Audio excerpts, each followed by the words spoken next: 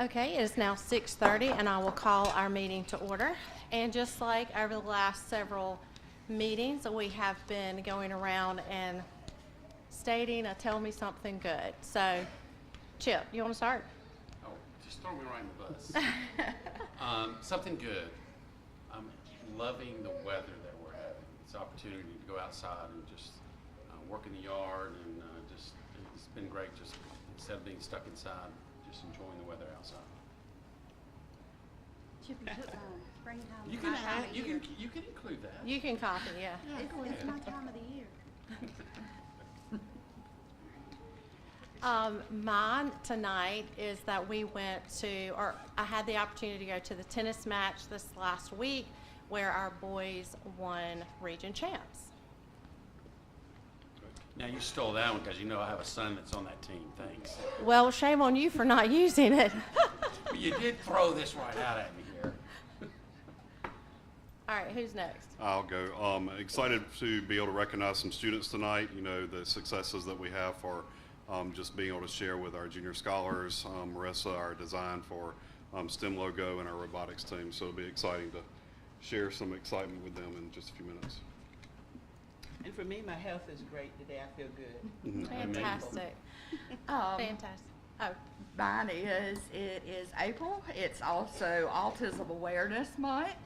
I apologize for my voice. I'm fighting some type of cold. I was going to read a poem highlighting kids with autism, but Kathy is going to read that for me tonight. so the poem is just titled Autism. I don't want to stand out, I just want to fit in. Yet this world I'm surrounded in makes my brain spin. It might seem that I'm different, but I'm just the same. The way my brain works isn't a shame. Sometimes I seem naughty, yet I want to be good, but most of the time I feel misunderstood. I don't want to cause trouble or cause people pain. I can't help how I think or what stirs in my brain. Some sounds seem loud to me, but not you. Sometimes I seek touch to make sense of what's new. Sometimes I like to feel, but sometimes I don't. Sometimes I speak, yet sometimes I won't. Sometimes I seek, sometimes I hide. Sometimes I can't help what's on the inside. I might notice the details that most people don't see. I might say things I shouldn't, and you might not agree. I might notice when people are being insincere. I might tell them things they don't want to hear. I might be autistic, but I want you to see I'm living in a world. It's hard for me. Thank you for reading that. Thank you for sharing that, Heather. Mr. Carpenter? God is still in control. That's exactly right. Thank you. Mr. Hughes? I like the weather and the crabbies bite. Who's biting? The crab. Oh, Lord. Okay. Thank you all, and welcome to everyone that's with us tonight. Ms. Branham, did we notify the media? We did. Thank you, and I do declare that we have a quorum with all board members present tonight. We will need approval of the agenda. If we could have a motion. I'll make a motion that we approve the agenda. I'll second. Thank you. Thank you. Any questions? All those in favor of approving the agenda, please say aye. Aye. Any opposed? The agenda is approved. And I've already welcomed everyone tonight. Thank you for being here. And I know we have a lot of people to recognize, so we'll get to that in just a moment. But now the student body president of the LDHS, Mr. Walt Addy, is going to lead us in our Pledge of Allegiance.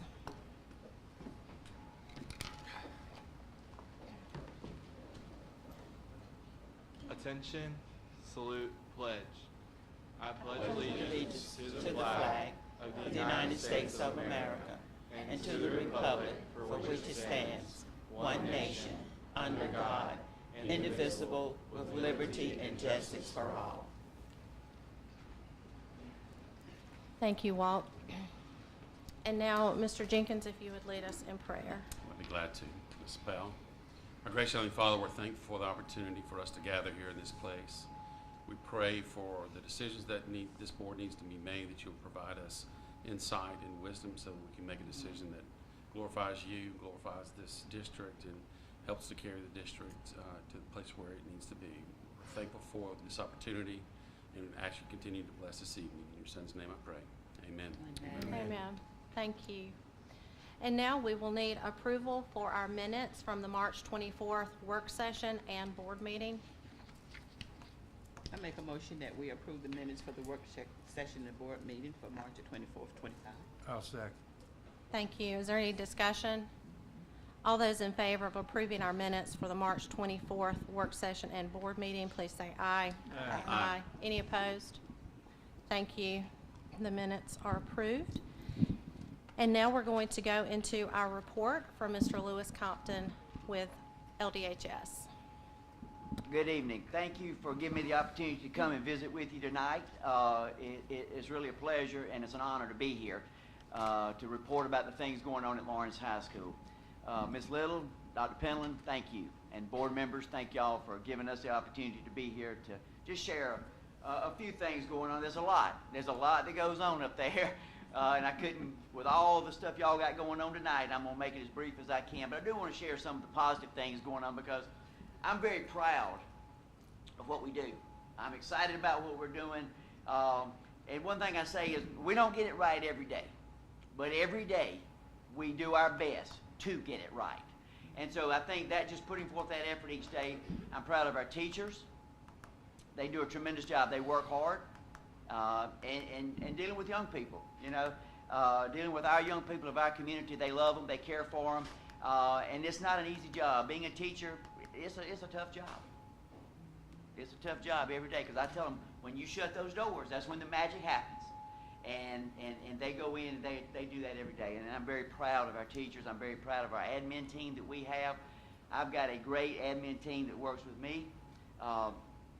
They make my job easier because of what they do. They know that they have roles, they play those roles, and everybody works as a team.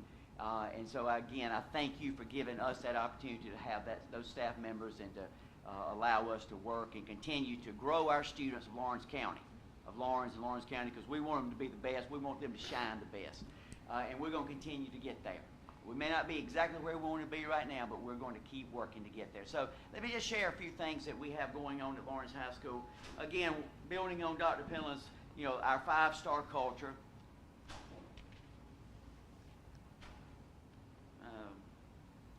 There we go.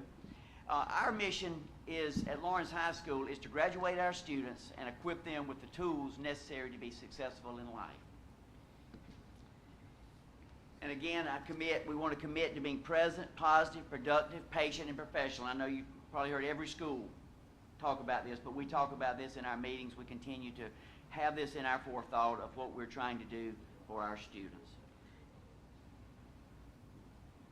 Our goals for this year with our improvement plan, continuous improvement plan, is to create a positive school culture and climate. And that's something that's not going to go away while I'm there. That's going to be there every year. That's something I want to continue to build not only in our students, but in our staff, and allow that to permeate out into the community, because that's where we want all of us pulling together, is staff and students and community being one. 6% growth in our EOC and 6% growth in CCR. Now that's not, if you are the age, it's not Creedence Clearwater Revival. That's our college career readiness, and that is a part of our report card. And so that is those 6% marks are fairly aggressive. Ms. Lackerow, sitting right behind me, has helped to instill those aggressive growth marks. So I'll give her kudos for that. But it is, they are aggressive growth marks, and some we're going to achieve, and some we're going to not get there this year, but we're going to still keep aiming for that. Building a positive culture every day. We want to celebrate our students. We want to celebrate the things that they're doing. And one of the things that's important is to making connections with our young people. I think in today's age of our young people is relationships are very important. I think that's something that we all covet, and that's something that they need, and we all can build on that, and building those relationships with our students to further our cultures. Just some of the things going on around our school, not only with our relationship with our teachers, with our students, but also with our teachers, to create a good working environment. We want our teachers to come to work that wants to be there. We want it to be a good place for working. We've had different incentives throughout this year The one in the middle was during Spirit Week, and those are the 3 blind mice. And we had the Halloween cart. We got Coach Porter there getting some snacks off our Halloween cart. And so different things throughout the year to celebrate our teachers, to bring that positive culture into the classroom. Again, we must at all times, unfortunately in this day and age, is safety. And that's something that we take serious every day. Every single day, I come to work and we all feel the need of making sure that our students are safe. Mr. Walker, one of our assistant principals, he does a tremendous job of ensuring that our school is safe. And so he keeps that in our forefront. One of the things that we've started this year is Habitudes. This is a positive relationship during our advisory period. We're partnered with the John Maxwell Institute at the State Department. We're one of few across the state that's had the opportunity to bring this program into a school, just developing positive relationships. Our higher quality instruction, again, this is very similar to what we've done last year. We want to continue to do this even through this year and going forward. Next year is working with our NIET partners through our clusters, and I know that with the grant, some of that dynamics might shift a little bit, but we're not walking away and we're not leaving the NIT, the foundation, the teaching and excellence. That's something that I believe in personally. I believe it brings good quality instruction to the classroom, so we're staying with it. Being able to have those professional leadership support and opportunities through our clusters this year and going forward next year to be able to continue to build on what our teachers have learned this year and continue to build that through next year. One of the things, and I may mention a little bit later on, is one of the things that I'm really excited about next year is our PLCs. We have able to put together a master schedule that has each department. Last year we worked on getting EOC teachers together, like U.S. History or Algebra 1, English 2, getting those teachers together.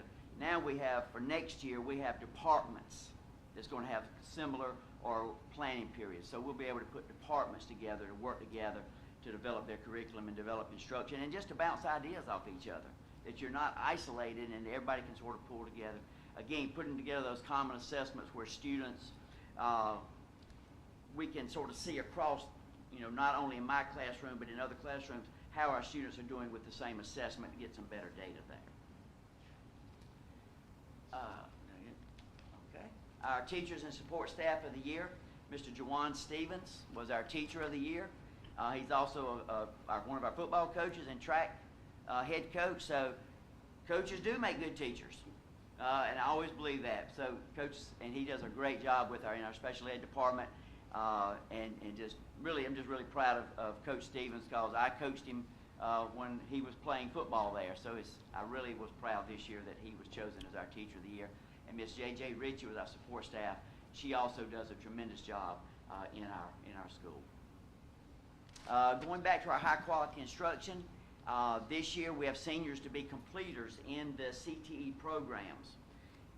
And just take a quick look there, you see some of the numbers. You notice that health science is one of our biggest CTE programs. It continues to be strong every year. Miss Gibbs, who is here with the robotics, she's in the audience, I think, behind me somewhere. She has been a part of this program for a number of years and does just a really, really good job of encouraging our students and getting our students prepared for life in the medical field. Our EOC trend data,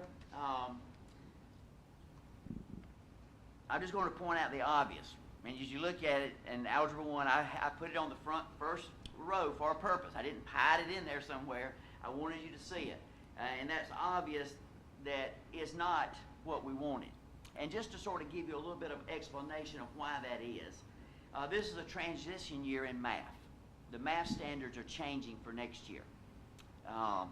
Algebra 1 will be a 10th grade level course next year.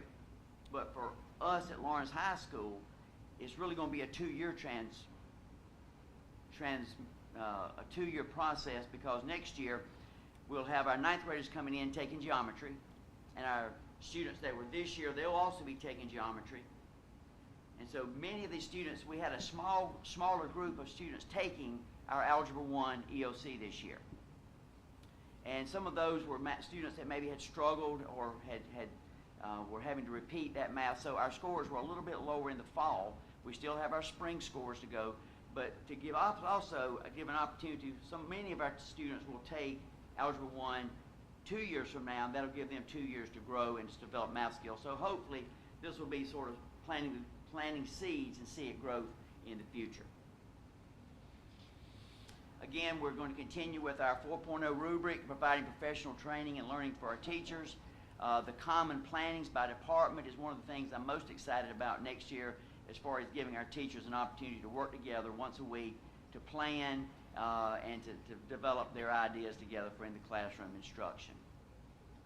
Again, we have lots of points of data, but one of the biggest points that we look at as a high school is graduation, and continuing to move forward that is a measure of success.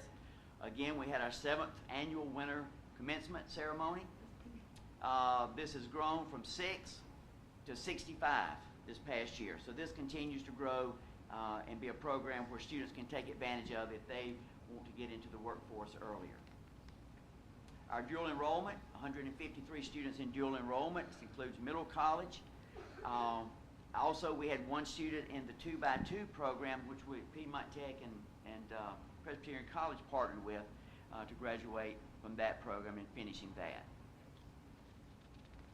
Our student achievement, we had 73 students this year to score 30 or higher on the ASVAB. I don't know if any of you took ASVAB when you were in school. I did. The Armed Service Vocational Aptitude Battery Test. We have to make sure that students understand this is not, you're not signing up for the military, but it does give a very good indicator of maybe your career readiness. But what we use it for is very important for our report card is if we can get students to score 30 or above, it gets them into that CCR, the College and Career Readiness, that is a positive thing on our report card. So this is going to have an impact on our report card this year that we've been able to get this many students with a 30 or higher, because many of these students were not CCR, and this will get them CCR, and we'll have a positive impact on our school report card. Academic letters, 320 students received academic letters. And this year we restarted our beta club with 104 students in grades 9 through 10. And just below the curtain, you can't see, but the National Honor Society had 38 members this year, and we're going to induct 21 more sophomores on Thursday. So that continues to grow. One thing I've noticed there that I noted that we had 513 students as of 2 weeks ago with a GPA of 3.8 or higher. That's over a third of our student population.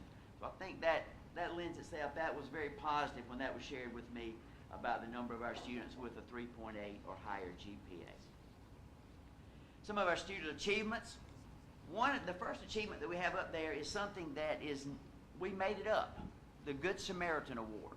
And we had 2 students this year, Molly Eggleston and Braden Yarborough. They came to the aid of a former Raider student that was injured. He had cut his arm with a saw blade on a weed eater, some kind of way, had cut the artery in his arm. Was at Brothers gas station right above the high school and was bleeding profusely when he had cut that artery. They applied a tourniquet that they had learned, and I don't want to say saved his life. He said, and that's his picture there in the middle with them, he said it saved his life. Now, I'm not a doctor, I don't know, but I was so proud of those 2 students that had taken something they had learned and saved this man, or at least helped him in a very critical situation. So we awarded them the Good Samaritan Award, and I thought that fit perfectly. As you can see, our orchestra, our band, our sporting clays team, and our anglers all have been very successful. This year we have 3 of our fishing anglers that will be competing in the national championships of the different respective divisions of BASS and FLW. Our orchestra has done well with excellent rating, and our student council will receive the National Gold Council of Excellence, and I was just very proud of the work they do. Is Walt Daddy right behind us is part of that, and they do a lot of work at Lawrence High School. They do a lot of work for culture, for our students, pep rallies, and the different activities they do throughout the school, and they put in a lot of time, and I appreciate what all they do. Our FFA continues to be strong. We've had a number of students that received awards this year. Allison Jewell was our Agricultural Member of the Year. Nate Campbell was a Horticultural Student of the Year. very strong in our program. And the last one is our state winner was our SCAAE. This is our partnership with the young farmers with adult ed. And so continuing this educational process post-secondary. As we move to athletics, we've had a successful year in athletics this year. Wrestling, if you follow that, went to the state championship there this year, and very narrowly by 1 point lost in the state championship, which we were all cheering very hardly for, but we were just so proud of what they did. Our boys tennis team won the region championship for the very first time in school history, and so I thought we were there just to be a part of that, and to feel like you're part of history, to being the first group to win the boys tennis team, who begins the playoffs tomorrow, and we look forward to them being successful, and hopefully, I don't want to jinx them, but we look forward for several rounds in the playoffs, and hopefully go as far as they can. One quick note, Tommy Spires is our athletic director, and I cannot thank him enough for the job that he does with our athletic programs. Quick stat here. We've had 445 athletic events so far this year. Of the 445, and this was last Thursday, and there's more adding to it right now while we're speaking. We have events going on. Of the 445, 195 were home events. That's more than we have school days. And if we don't think athletics impacts our students and our community in a very big way, I think these numbers lend itself to that. That athletics I like to call it the magic triangle: academics, arts, and athletics. We want those three to be strong in a high school, and we want the best. And they all play a part, and they all are important in our students and in our children's lives. Our playoff qualifiers, we've had 10 teams qualify. We're counting on baseball and softball. I went ahead and put those up because I know baseball's in, and Compton softball will be in. Our student athletes, we've had 29 student athletes earn all region honors, with more coming in the spring. We will definitely have adding to that number with spring sports and spring athletes. So that has been a blessing this year. All state with Zachary Davenport in volleyball. Our tennis and cross country. Our wrestling team had quite a number of all region athletes. Dakota McCall was a 2005 state champion in his wrestling class individual, the first time since 1974. State champion, and then Coach Lawson Jordan was our region coach of the year. Our basketball, we had 3 boys that were all region. Coach Flood was the all region coach of the year. They had a very successful season. In our girls basketball, Zoe Young was all region. She was all state, and she was the MVP of the North-South All-Star game. So we're very proud of Zoe and all she accomplished. And Nairi Allen was also an all region. Picture of our wrestling team when they clinched our region championship at the high school. And then our tennis team clinching the first ever 4A region championship at Lawrence. So we're very proud of all of our teams and all of our athletes and the work they put in. They put in a lot of work, and it is a year-round. Sports is year-round now. It's not just in season, it's year-round, and our coaches and our athletes put in a lot of time with our student athletes and develop those relationships with them. Congratulations also, and just in a moment, you're going to see our robotics team. They're going to have some of their wares on display and be recognized. If you've never been to a robotics competition, I went to in Anderson this year, and Dr. Pill and I went, and to see this little machine they're going to bring in on this truck, run around the court, doing this thing of picking up balls and shooting them in holes and canisters and all kind of things that it does. It's unbelievable how fast I don't see how it operates that fast. Even the controller to run it's just amazing. So it's from engineering to video game control. It's got it all. And it's a lot of fun to watch those guys, and they do a great job. As educators, we don't just teach subjects, we shape futures. Every child who walks through our doors deserves to feel seen, heard, empowered to reach their full potential. I believe that. I believe that's what we have to do for our students. And that's what we're trying to do every day. And as I said earlier, we don't get it right every day, but every day we make our best effort to get it right. I've got a very short video that I want you to just see some scenes around Lawrence High School, and I'll stop and then I'll turn it over to Dr. Penland, and if you have any questions, I'll be happy to answer those.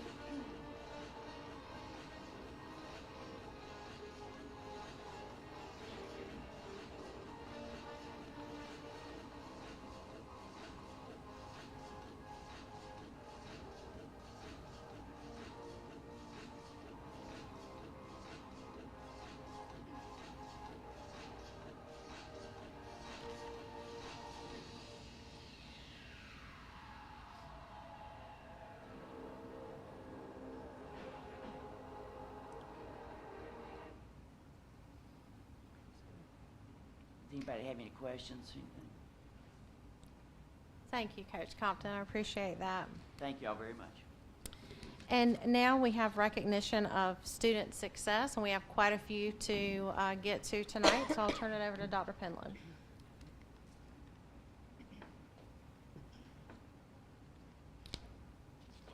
Danny, you have my slides?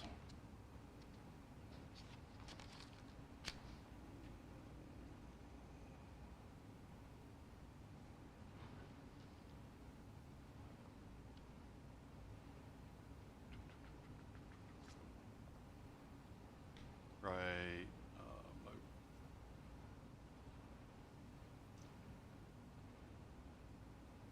Yep, that one. So this will be first. Okay. So first we'll recognize Marissa George. She was a high schooler, and she in her digital art 3 course during the fall, there was a competition that we put out for to be able to design our STEAM on the Square logo, and this is what she designed, and she was selected as the design winner.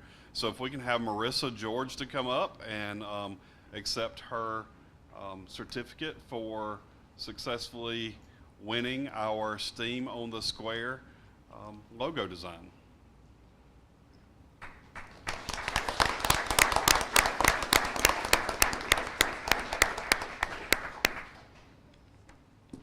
Next, we'll recognize our South Carolina Junior Scholars.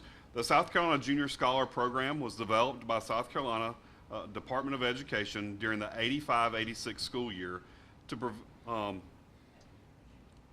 to identify and provide the needs of showing that the students possessing exceptional academic talent. The purpose of the program is to identify these students and to provide opportunities that will facilitate their intellectual growth, broaden their individual interests, and promote their scholastic achievement. Students must be enrolled in the 8th grade in a public, private, or homeschool in South Carolina, and these students also scored either a 550 or higher on the PSAT writing or evidence-based reading and writing, or a 530 or higher on the math subset of PSAT. And so now we'll recognize our junior scholars, and whenever I call your name, come up and get your certificate and stay up for a picture. We have Emma Magaha from Gray Court Owens.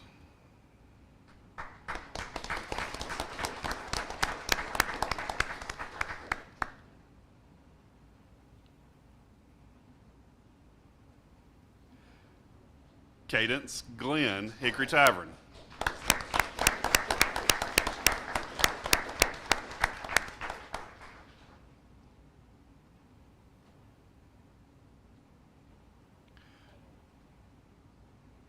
Christian Hart from Hickory Tavern.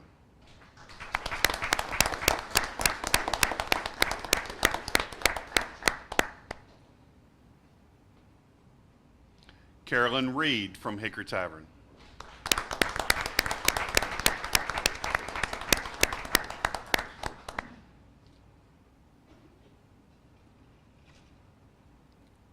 John Field, or JP, from Lawrence Middle School.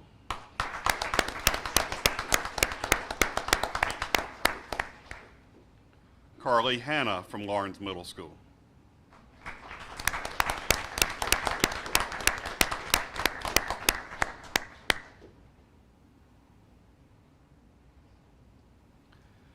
Carson Hawkins from Lawrence Middle School.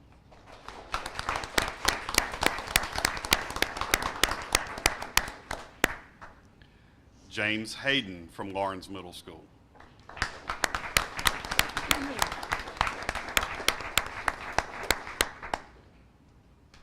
Olivia Panzini from Sanders.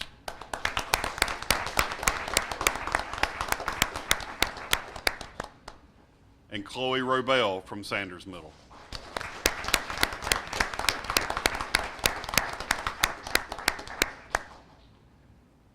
So we're very proud of all of our students that scored so high on their PSAT, and all 4 of our middle schools are represented. So congratulations to all 4 of our schools, and please give them another round of applause.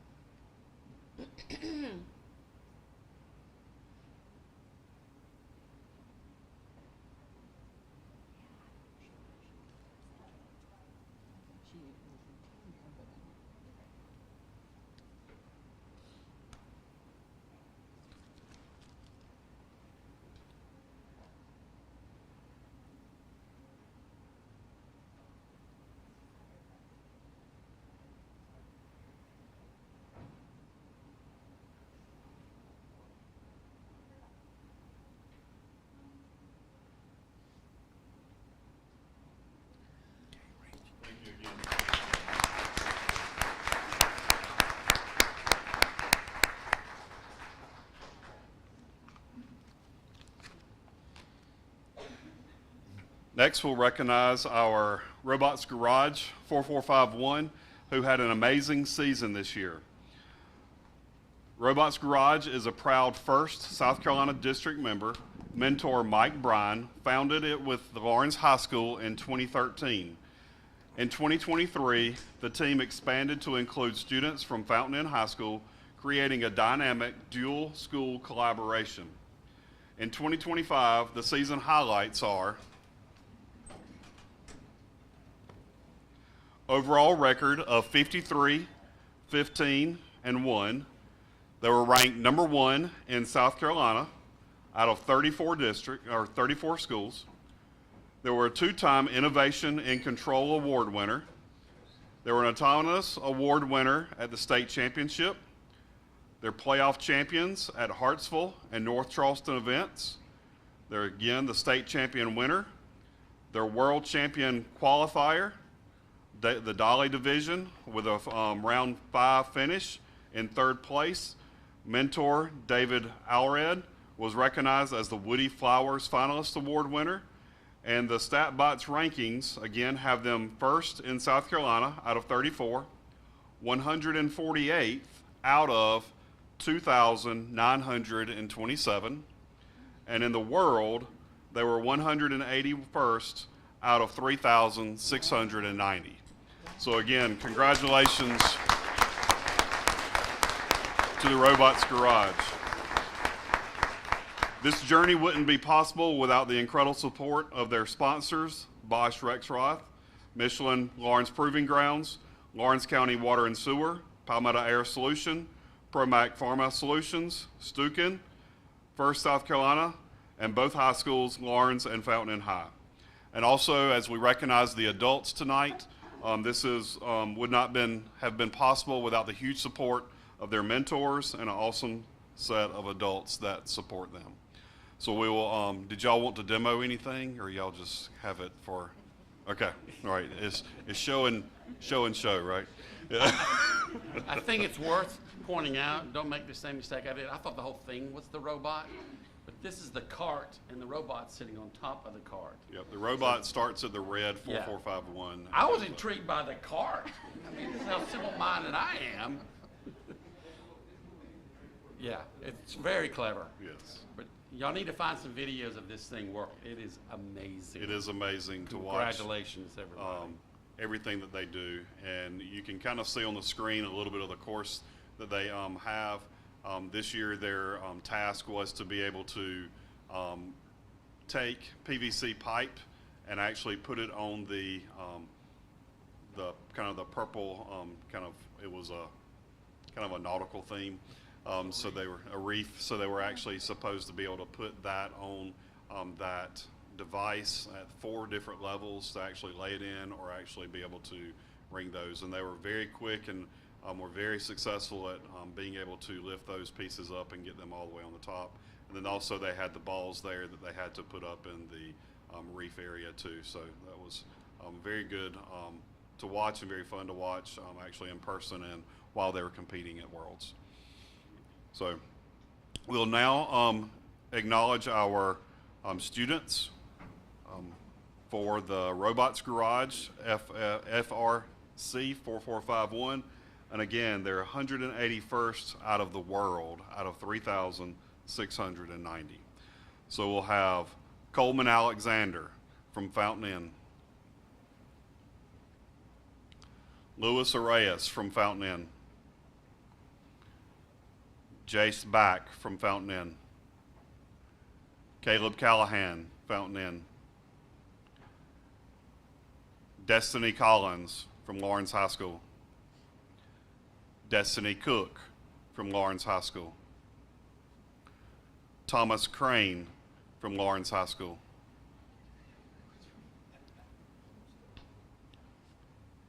Kate Enruffer from Fountain Inn. Caleb Geary from Fountain Inn. Cole Gibbs from Fountain Inn. Balin Harlan from Lawrence High School.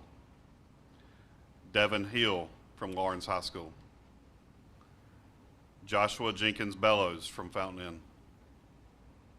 Peyton Lazaroff from Fountain Inn. Zachary Melton, Lawrence High School. Joseph Alexander from Fountain Inn. William Norris from Fountain Inn. Charleston Norris from Fountain Inn. Ethan Patterson, Lawrence High School. Lane Sanchez, Fountain Inn. Maddox Scott, Fountain Inn. Ian Cerenci, Cenercia, from Lawrence High School. Quentin Small, Fountain Inn. Noah Smith, Lawrence High School. Benjamin Strait, Fountain Inn. And Jay Williams from Lawrence High School. Now for our adults that are present with us today. Michelle Gibbs. She's the team mom. Jeremy Gibbs. David Alred. Marty James. Gracie Ashley. Rob Sheffield. And Willis Long, the team photographer. Did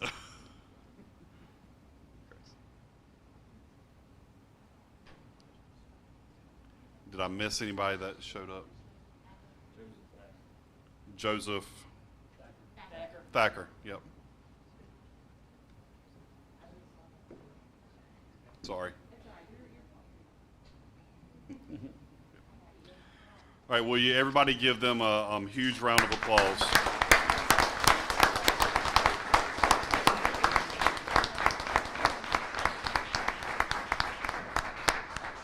And y'all have done an amazing job getting everybody in a picture before, so y'all know how to hop on the floor and everything, so.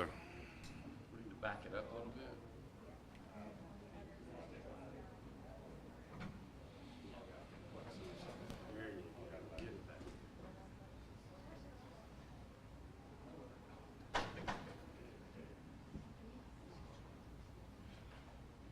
So while you're doing that, who gets the cake? Take it home with him now that the season's over with. I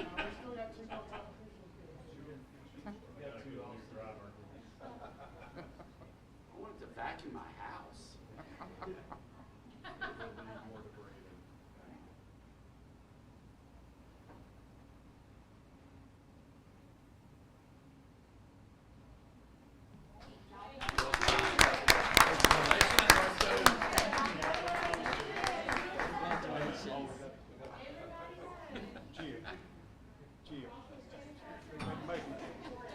They make the sand bond up. Do what? I think they make the sand bond up. I think they make the sand bond up. Yeah. If you do, they come out and shop a while. Shit on your hardware. A lot of time.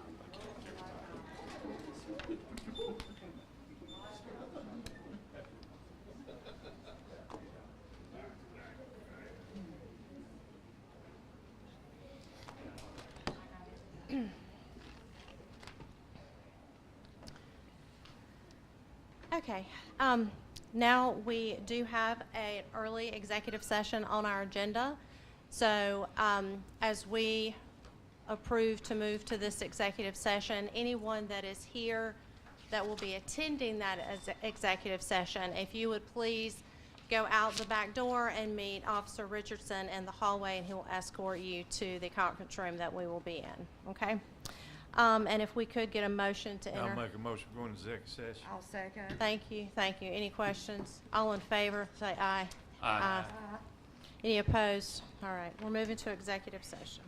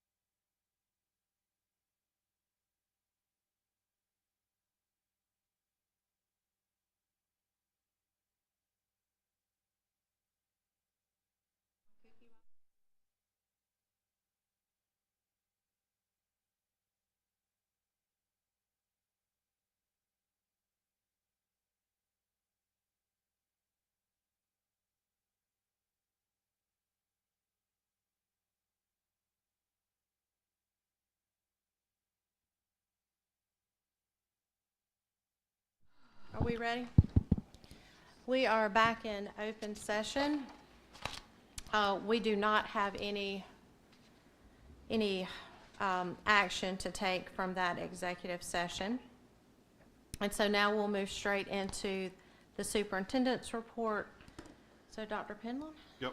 So just very quickly, I wanted to kind of share some highlights. We did have STEAM on the Square. Just wanted to kind of share some pictures with you on that.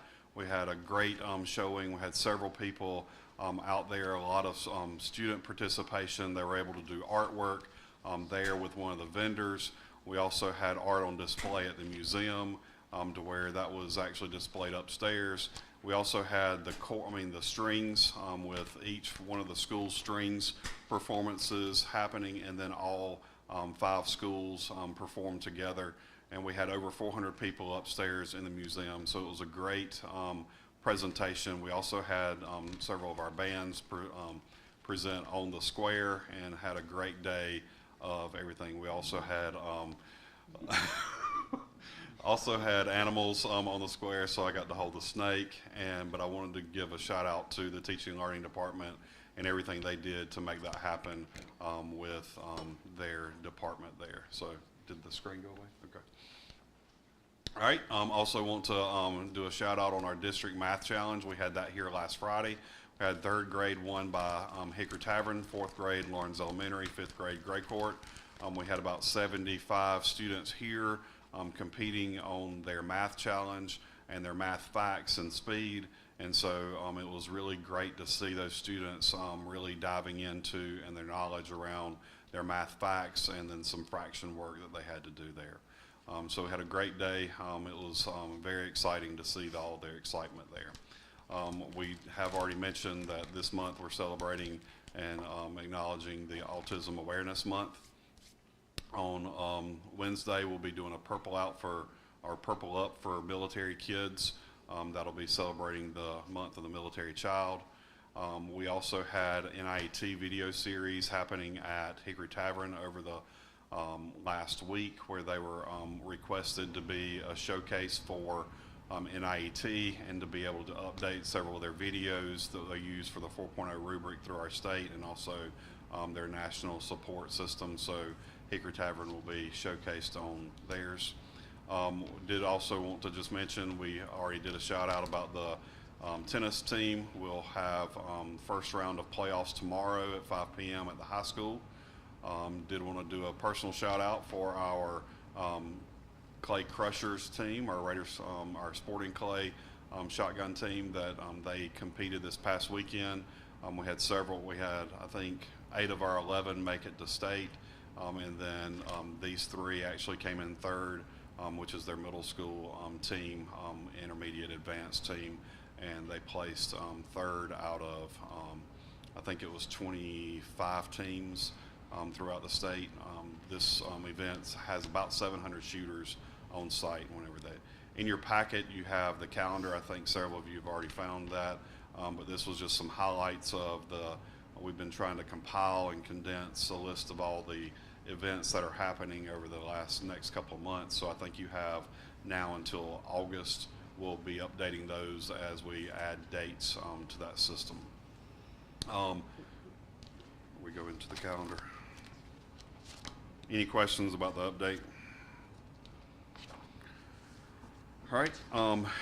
For the calendar, we have we did push out a school calendar survey. You have in your packet the survey results. We asked about the feedback if they wanted to include intersession dates. I do have an updated packet that what you received was on 350 responses, and it was pushed back out this afternoon from the update. We had another 120 responses come in today for this survey. You can see the percentages whenever on the left-hand side was the 350 responses. Whenever you're looking at the responses for do they want, are they okay with the inclusion of early release days. to be able to provide professional development, and the percentages by parents and guardians. So you can see over the course of today, all the percentages actually went up, that they were okay with it. So 82 to 83, 72 to 74, other went up from 81 to 82, and then the grand total 79 to 80%. We are proposing several changes to the current calendar for the 25-26 calendar, and I'm going to try to get to those. So the 25-26 calendar, the one that you've already approved last year, there were some changes that we wanted to make to the beginning of the school year due to the state requesting that, or the probable passing of the EAA, Educator Accountability Act or Assistance Act or something like that, where they're going to request that the teachers have 2 full days of work in their classroom versus professional development or be tied up for anything else. That includes being tied up with open house, anything like that. So we did want to go through there. We have met with Lawrence 56. We had representations from every school there, and which went from administrative assistants to principals to teachers to instructional coaches, APs, all served on this calendar committee. So that was one change. The change also to bring makeup days inside the calendar for the November dates. Also the change in March and April to kind of fix the beginning of the year and to move the makeup days out of June into the school year. So those are the proposed calendars for the 25-26, 24-25 change, 25-26, 25-26, it's not 2024 anymore, 25-26 changes for next year, and we also have the calendar for the 26-27 school year. So we'll take those in different votes, but we'll need to, or we're requesting approval on both of those. I have a question. Okay. May I say Go ahead. something first? Can we address our calendars in order that they are on the agenda so we can follow? So first up would be the 26-27 school calendar. Can we address that one Sure. first? Okay. So, I'm sorry. My question was, this is just a recommendation from The Department the of Department of Education, sorry, it's late. The Department of Education to move those into the middle of the school year versus them being at the end. It is not a requirement, correct? They want you to make up the days as close as possible to the days you missed them. So that's why they've asked for them to be built into the school year. It's not that they'll kick your calendar out if you don't. Okay. And so that's kind of the guidance that we provided the calendar committees between Lawrence and Clinton. There's about 20 of us there that came up with these recommendations and these changes. So starting with the 26-27 calendar, that's based on those same recommendations. Is 56 potentially going with something? We do similar? a joint calendar. Okay. Yep. So they're taking theirs to the board today too. Okay. So. Well, we do a joint calendar, but then they decided not to go back to school on April 21st. What was that all about? They chose to make up different days. They had an additional day to make up. So I think they chose to extend school days. I don't know exactly what they did versus doing a makeup day or utilizing the makeup day. Okay. I would like to request that this 26-27 calendar be tabled till next month, because the calendar that was presented in the survey does not match up to the calendar that's presented to the board right now. Okay. And I think the differences that we discussed were that the early release days were not included in the 26-27 online calendar, correct? Yes. Okay. But that, to me, portrays to the people that took the survey that They weren't going to be they're not going to included. be in there. Yeah, I understand. And now we're being asked to approve a calendar that has them in there. Okay. Would you like to make a motion? I would like to make a motion, unless somebody else has something else to discuss. Then I make a motion that we table the 26-27 school calendar to next month. I'll second. Any questions or Yeah. concerns? Did you want to redo the survey? You know, what, I feel like we're putting something out there that's not true, and you're wanting us to vote on it. I think the mentality that we went from, with it being an 80 to 82% approval rate of early release days on the upcoming calendar, that could be extended to the following calendar, and that was an assumption that we made, and that may, if y'all don't feel comfortable with that, we can definitely table and either do an additional survey or go back to the committee. I also don't feel that the survey portrays the entire, well, let's just look at it. You got 238 parents that took this survey where you got almost 5,000 students. Saying that 80-something% agreed to this, that is nowhere near the amount of students and parents in this district. Now, how you get them to take the survey, I don't know.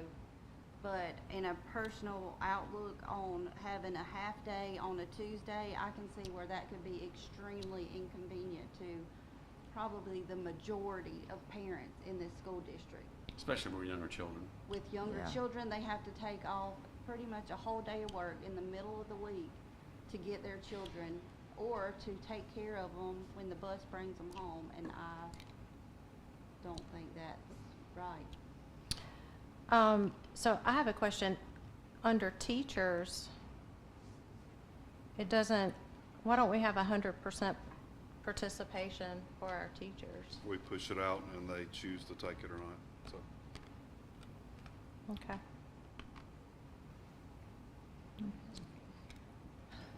Any additional questions regarding Ms. Kitt's motion? Okay.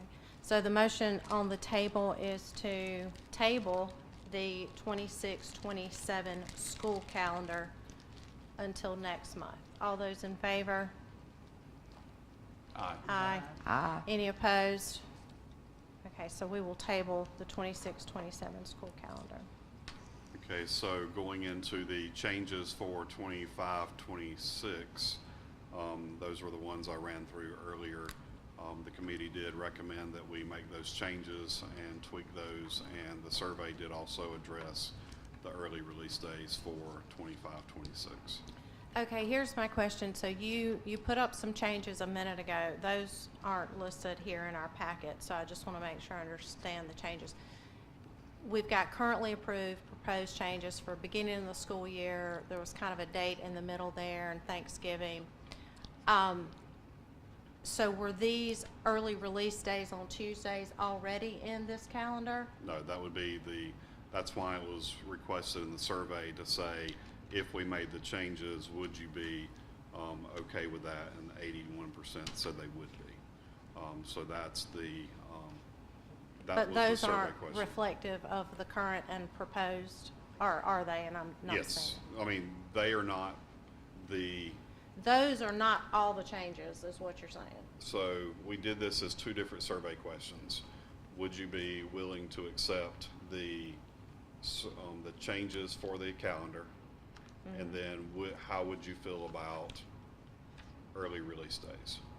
And so that was two separate questions for on the calendar survey. So whenever we're looking at the calendar survey, you can look at that as two separate things. So yes, they were fine with those changes, and 81% are fine with the All right, the calendar that I'm looking at, I don't even see any early release days on Tuesdays. they're actually in colored red versus Orange orange. is in The color. colors didn't get On colored correctly. On the 25-26. It's red. Yep, so it's But they're not September. supposed to be red. They're supposed to be orange. They're kind of the orangish red Let me see if I can get, Orangey-ish red. Mine are just red. It's September, yeah, mine is, On your computer, they are red. yeah. yeah, on the computer, they're September 9th. orange. So And September November 9th is 4th. red on your calendar, but it's orange on this one. And then also the 2 days, end of January, first part of March.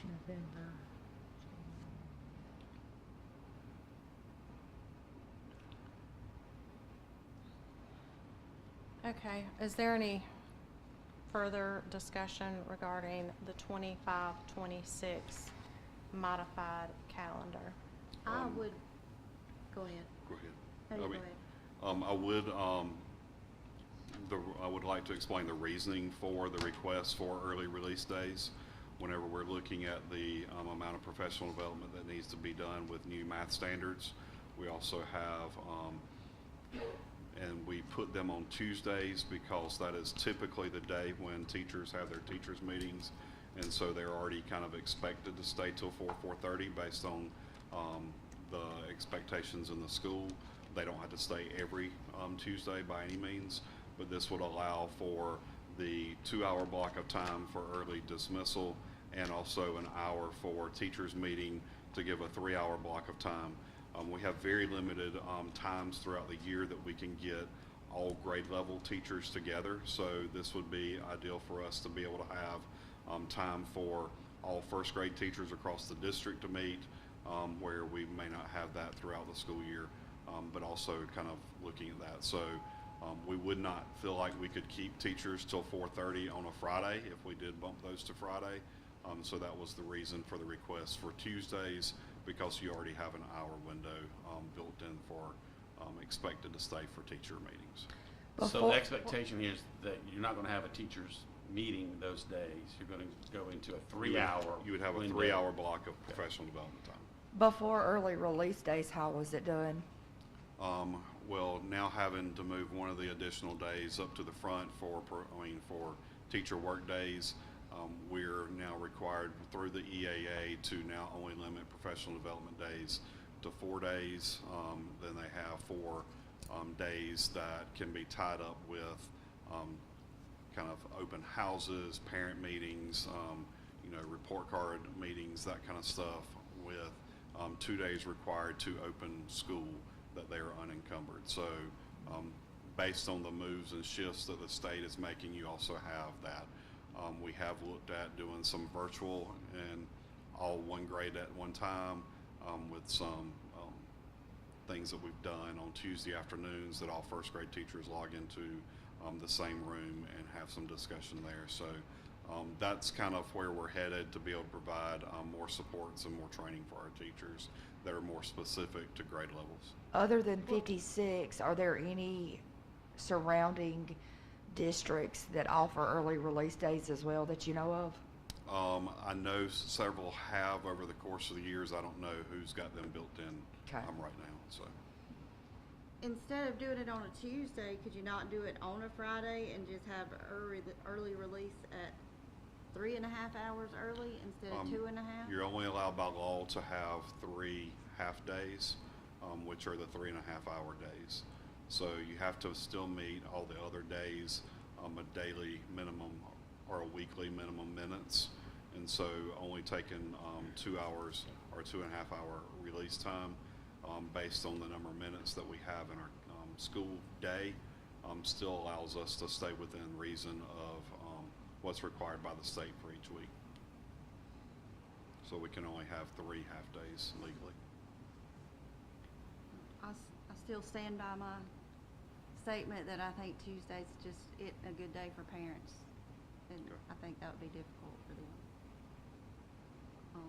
I make a motion that you approve the calendar with the changes except for the Tuesday half days. Except for including the early release days. Yes. So those would come to solid green days if the motion passes.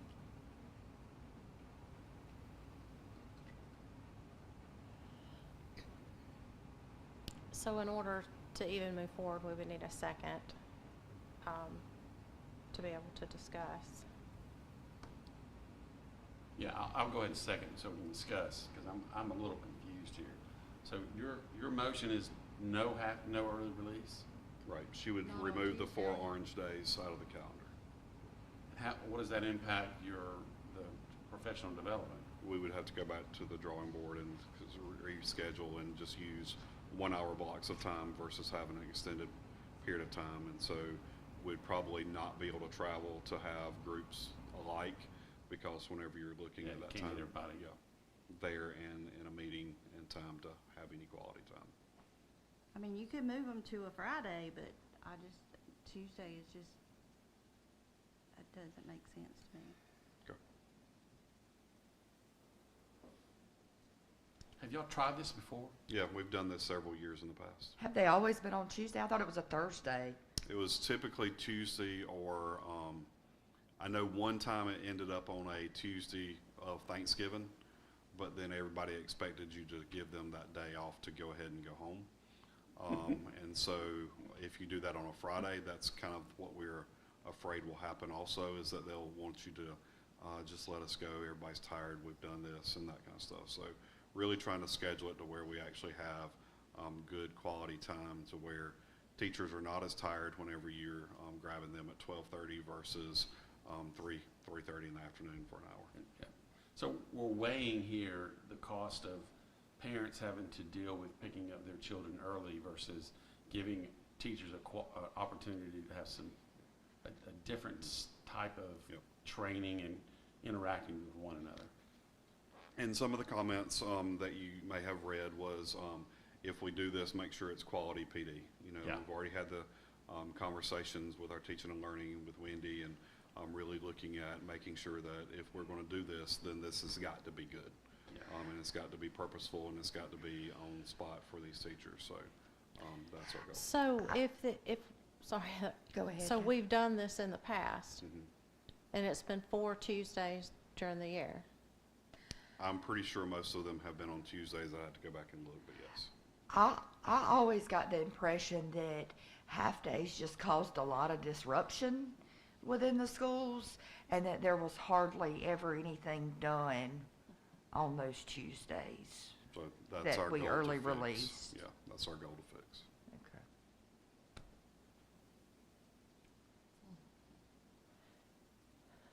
I think it's worth a try. I mean, if it helps to sharpen the teachers out.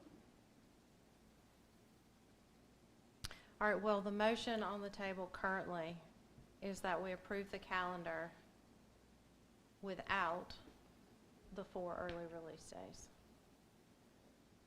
And then you would have to go back to the drawing board For PD.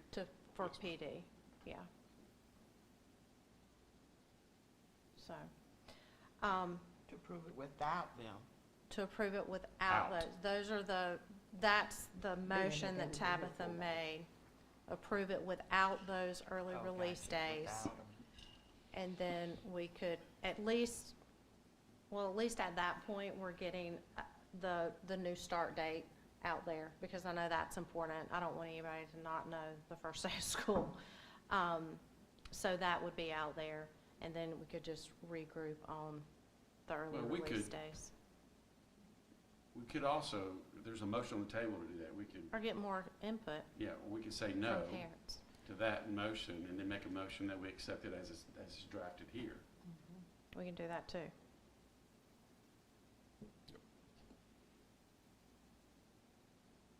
Okay, so if there's no further discussion, I'll call for a vote on, the motion on the table is, do you approve the calendar as presented with the exception of the, Early release days. oh, Yeah. what did I say? Chip seconded it.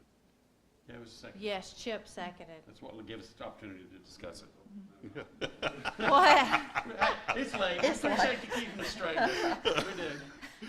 I'm like, what is Dr. Harris motioning me over there to do? Peace, man, peace.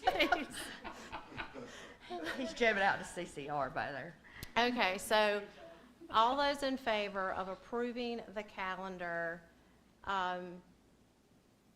as is, with the exception of the early release days, please say aye. Aye. All those opposed? Aye. Okay, so we've got 4-3 on that. So the motion carries, and then we'll circle back with early release days. Yep. So, just for clarification, we have passed the amended days without the early release days, and we have tabled the 26, 27 calendar. Correct. Okay. So our first day of school for 2025 will be July 28th. Is that correct? First No. day for teachers. Well, first day for teachers, and then first day for students, August 5th. Yes. Okay. So the first day for teachers did not change. It's just the first day for students has changed. Okay. It went from the 1st to the 5th. Okay, gotcha. Okay. Okay, now we will move forward with the, Dr. Harris and the facility update. Thank you. Dr. Penland just asked me to report on the Sanders project, the building project over at Sanders, so I'm just going to go through that very quickly. Just wanted to let you know our contractor, EdCon, has done a great job staying on schedule in this project. They've been a great partner so far. We expect to have this building done by the end of May. We're still on schedule for that, and so we will be, we've got furniture on standby, and we'll be ready to move in this summer and do all that stuff. We'll be ready for the beginning of next school year. So that's the new building stuff at Sanders. We'll also have this summer several more things going on over there. We'll replace the covered walkway, the existing covered walkway that goes from the building to the Montessori building. That will be taken down and replaced. We'll also have fencing being done in the back. We will update the existing portables back there. We'll have new siding, new underpinning on those, new ramps put in for those two that were left. We have new roofs on them, compliments of Helene. We already have that done. We'll be replacing windows in the old storage facility back there. We're going to start working on that building and getting it tightened up and maybe put to a better use than it's being done right now. We'll be repairing the loading dock out by the kitchen at Sanders, and then finally, last two things, we'll be adding security fence and gate and entry to the kitchen area in the back. So that's something we're doing with some grant money that we got. And then we got to replace the cover over the outdoor freezer. So several things going on at Sanders this year. And I'll go through this real quick.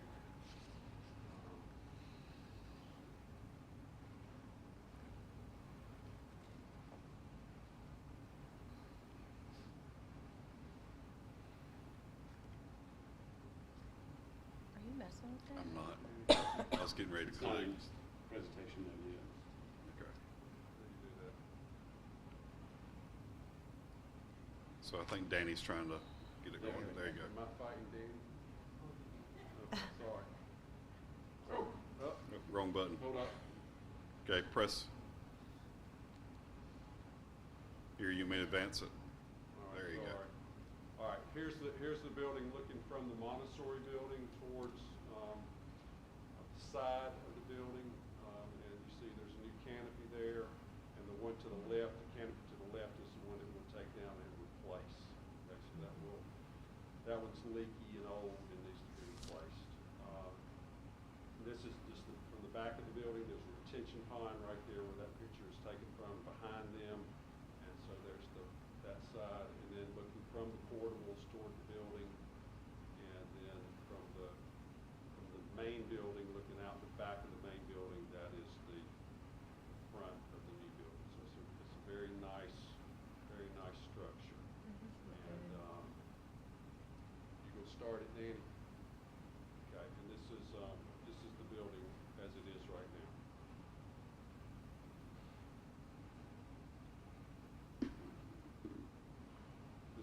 first big classroom. Then a smaller classroom, maybe for a special needs, maybe a resource room.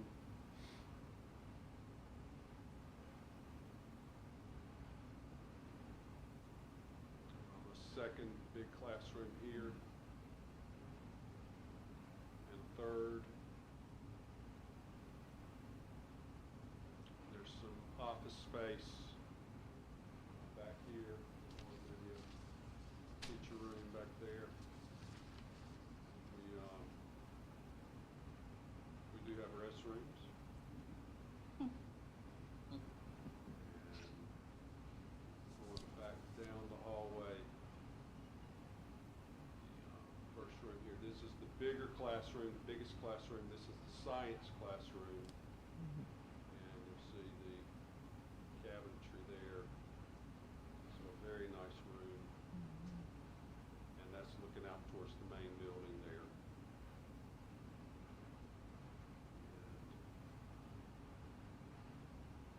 The same space on the other end, bathrooms on the other end, and then there's more office space, just like the other. So down that hallway is just like the other end. I think she's going to go in here. And so this will be ready for students to move in the fall. That's right.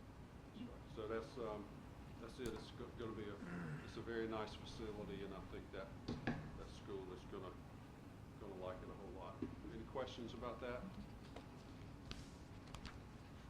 Thank Okay. you. Thank you. Ms. Lacrose.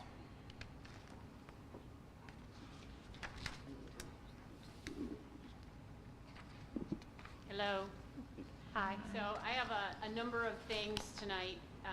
The first requires board action. So each year we have to talk about federal programs and the allocations that we get. They are entitlement grants from federal government that go to the state. We apply to the state, and then we do need board approval in order to apply for them. In order to determine what we're going to apply for, we do a comprehensive need assessment. That needs assessment is done through a variety of ways. We use our school improvement plans as well as our school improvement meetings throughout the year to gather information. Our instructional leadership teams are integral in helping to focus our needs and our discussions about what we need specifically with academics.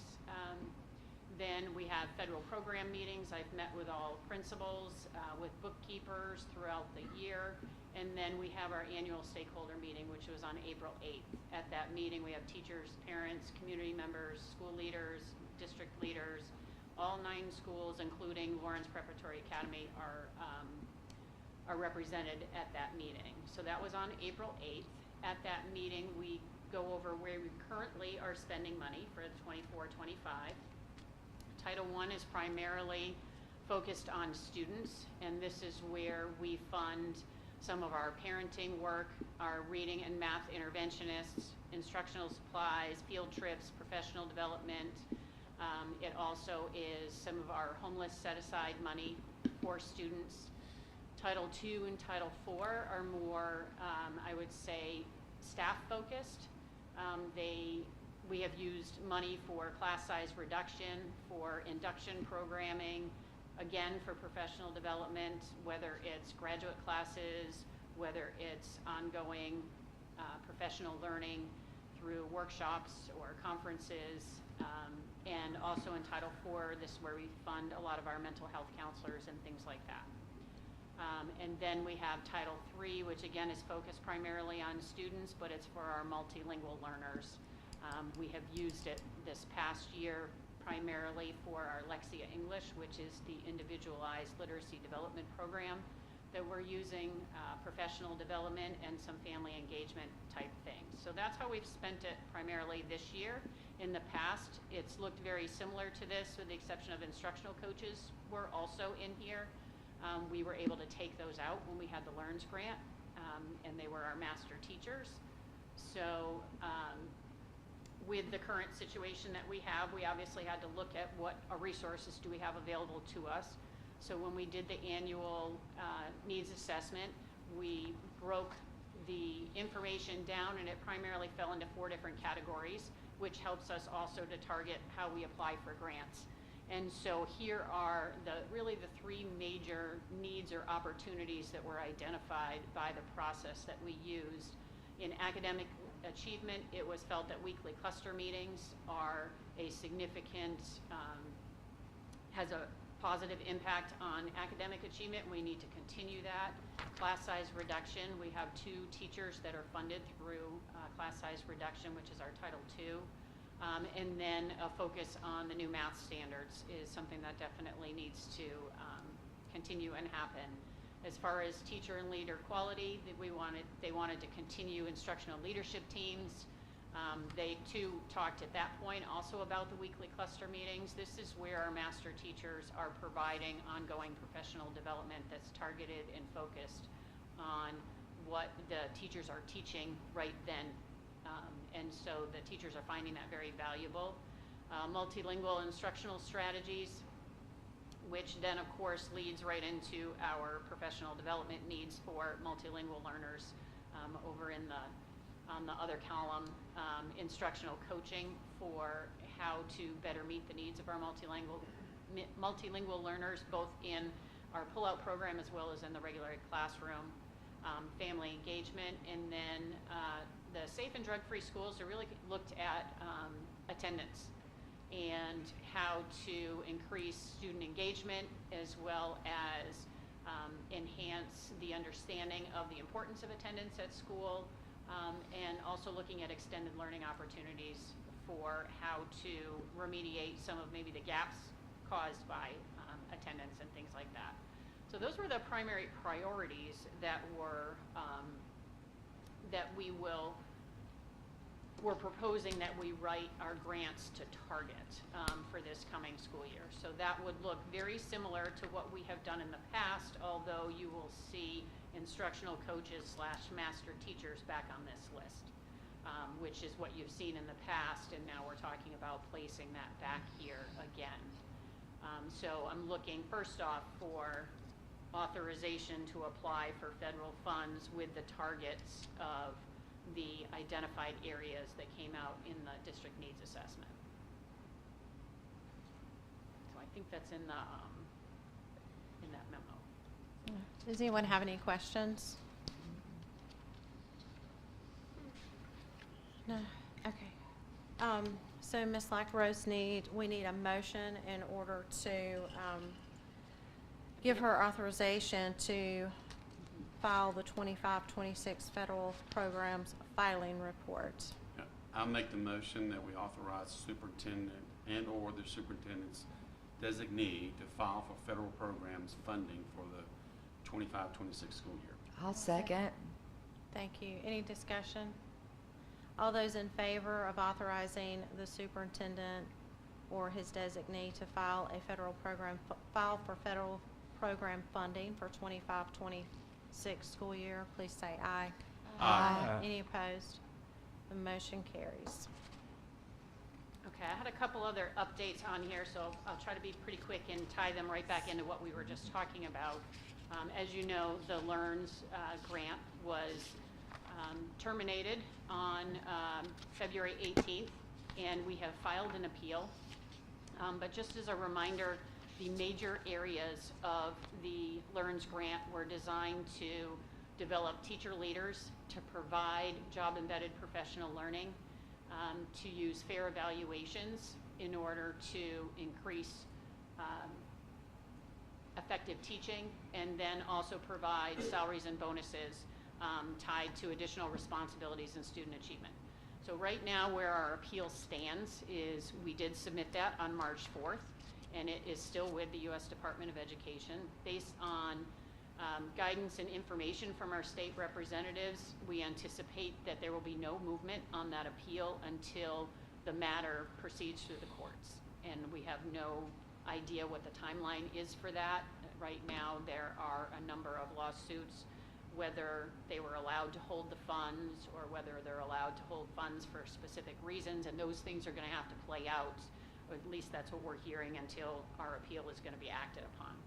So But with that, we have submitted a request for reimbursement of all of our expenses up through February 18th.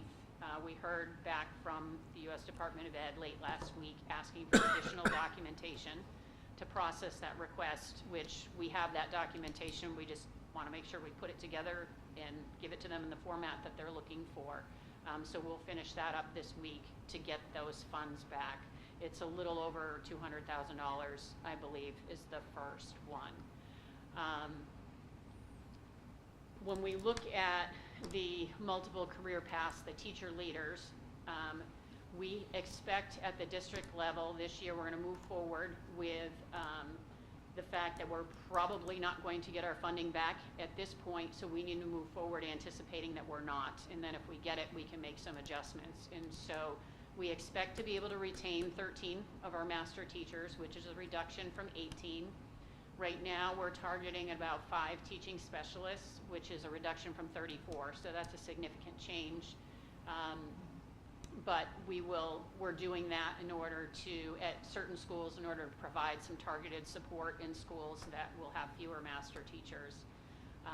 And then, of course, we're looking at alternative funding sources to potentially increase the number of teaching specialists or master teachers, that kind of thing, because we really feel that the teacher leader piece is a significant part of the success that we've seen with what I like to call the LEARNS model, which is based off of the TAP model, which is part of the grant.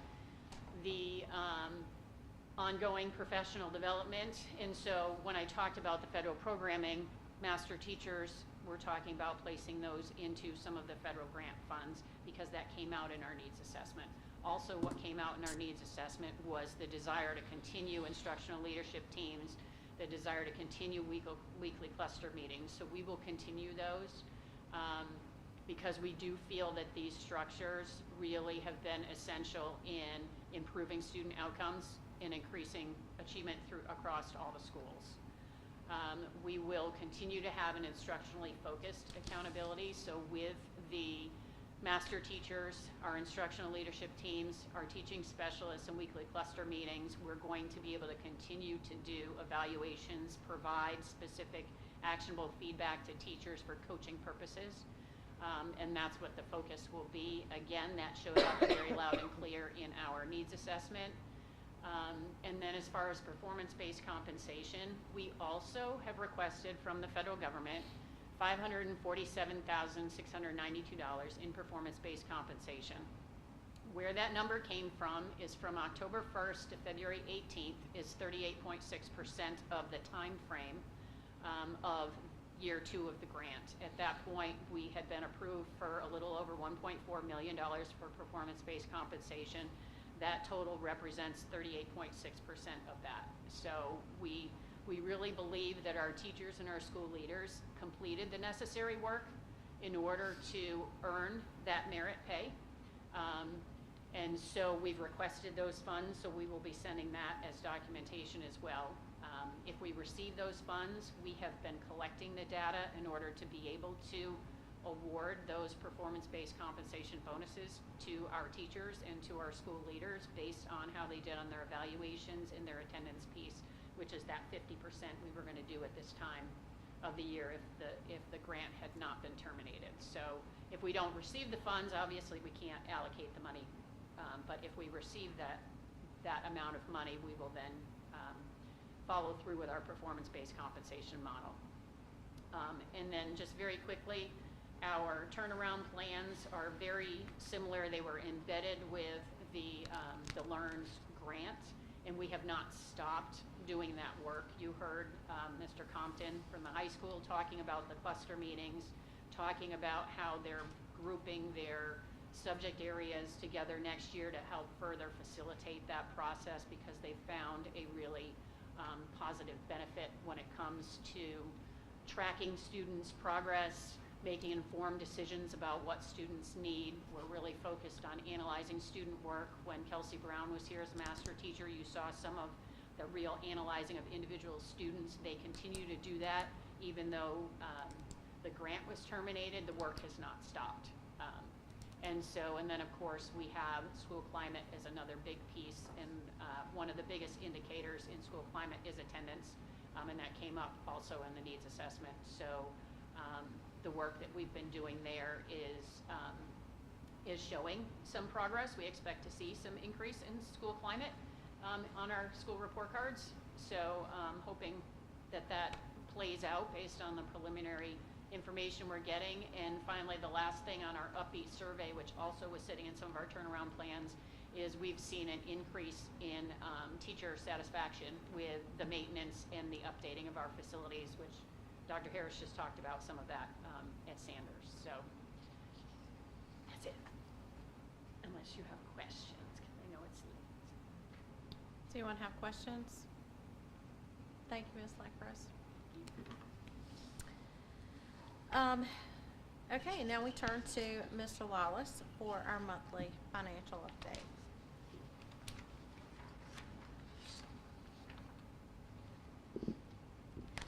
Good evening. Good evening. We'll keep this brief. You should have each received a copy of the financial report for the month of March 2025. Balance with the Treasurer's Office as of the end of March was $13,056,158.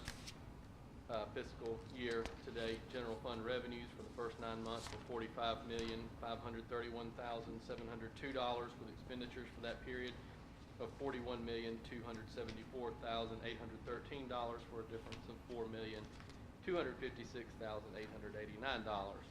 Our tax collections for the month of March were $1,119,759. Does anyone have any questions for the month of March financial? Are you surprised with the difference in our revenue and expenditures up to this date? I wouldn't say 'Cause surprised. it's a big difference from last year.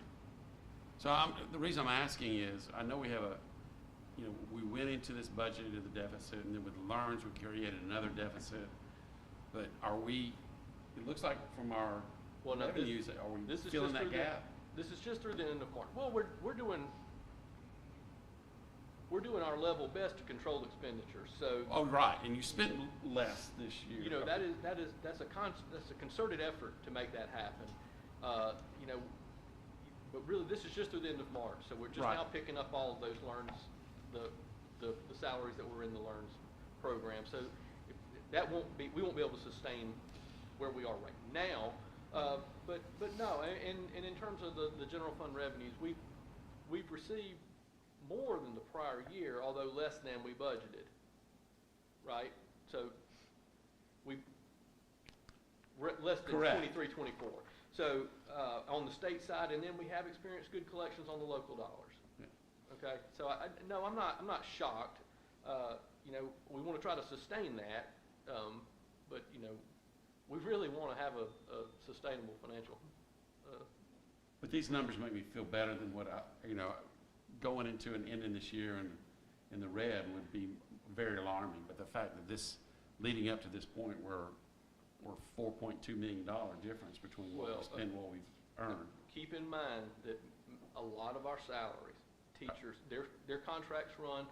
It's not just through June. It also would cover what they make in July. So you've got another year, another month of salaries for a lot of our employees. Correct. Yeah. So it will be tight, but we're doing our best to try to contain the damage. Thank you. Any other questions? Okay. Just real quick, tonight we also wanted to take an opportunity to introduce our energy specialist, Robert Bland. He will be managing our district's energy conservation efforts as part of the partnership with Synergistic. We're excited to have Robert on our team so we can retain the momentum that we built under Philip when we started the program. We also have Shannon Smith from Synergistic with us this evening. So I wanted to give them an opportunity to tell you a little bit about themselves and fill you in on what's going on with our energy conservation program. They already called you up. So Robert, I'm going to turn it over to you. If you don't have any additional questions for me, I'm going to go ahead and step aside. No, thank you. Sounds good. Welcome, Mr. Bland. Hey, how are you? Good to have you. I'm sorry that you're here at 10:05, and probably your first order of business is going to be able to tell us to have shorter meetings so we can turn the lights off. It's okay. It's okay. First of all, I'd like to thank Mr. Lawless, Dr. Penley, and especially Dr. Harris, and also Mrs. Smith from Synergistic about giving me this opportunity to help come to you guys' wonderful district here at Lawrence District 55. Just a little bit about me. Mostly, my career has been in IT for over 15 years. I have a strong background with working with different vendors, especially with the maintenance guys, from HVAC vendors to access control vendors to you name it. Currently, I'm a system administrator here at Fujifilm down in Greenwood. I've been there about 5 years. I have a bachelor's degree in marketing and management from Lander University. I also have associates from Piedmont Tech as well. I recently just received my associate degree in building construction, hence why I was interested in the position here at Lawrence 55. I'm a proud father of 2 children. My eldest, he's at Lander, so he followed in his father's and his mother's and his grandmother's footsteps. Let me see. I got it. That's a picture of my family. But yeah, I'm excited to be here. Feel free. Don't look at me as the guy that's coming to turn off your lights or unplug your fans. I'm here to save the district money. Anything that can help bring down those costs that will better provide the district those extra savings, I'm here to do it. I want to turn it over to Ms. Smith now, as I'm still getting acclimated with everything, so she's going to better explain everything. So I think in your packet, you've got just an update, some updated numbers for y'all. So going through the December 2024 billing period, y'all are at almost $380,000 saved. It's So not on mine. we are thrilled to have Robert here and stepping into this position. He's already done a really great job kind of embedding himself and building some of those relationships, not only with facilities teams, but the administration and the custodial staff on site. So you guys are at 380 right about for through December of 2024, which is your third performance year, third month of the third performance year. If you'll, thank you. You've seen a nice energy use trend reduction. Energy use per square foot is what we're looking at here. So that's your KBTU, not including your water. So you've seen a nice little reduction, and that reduction just from your base year to PY2 was a 29% reduction. You'll see that, I think, on the next slide. Oh, no, there's your cumulative savings. It's just showing how month over month you guys have increased your savings with the energy program. You all have had over 1,600 audits done, so that's when your energy specialist is coming into the building after hours or during the school day to check on comfort complaints if it's an occupied, or just to make sure that your building mechanicals are set back in the off hours. And there's your EUI, or energy use intensity reduction, down 20% from 29.2 to 23, which is really, really a great number for this region. And then lastly, we just want to give you guys a shout out. We haven't had an opportunity to do that yet this year, but y'all have had 9 schools that were Energy Star certified this year. Waterloo is new on the list this year, so congratulations to the district, all the hard work that you guys and the staff has put in to earn those certifications. Thanks, y'all. Thank you. I appreciate you guys coming tonight. Ms. Branham, if you would, did you have a question, Mr. Hughes? Did you have a question? I was gonna ask Robert, don't we need to cut these lights out and get out of here? We need to save a little power. Just hang on. We're Jody's letting almost everybody we're have their almost to the lunchtime second tomorrow. They page. just don't believe in that. Ms. Brandon, would you mind emailing the board their information? I can't find it in the paper packet or the online packet. I did not see it in mine. I didn't see it in mine either. Yeah, so, okay, and now with that being said, we do have a second executive session for certified employee contracts and legal matters and discussion of a personnel matter. If we could get a motion to go into executive session, please. I make the motion, we go into executive session. I'll second. Thank you. Any questions? All in favor, say aye. Aye.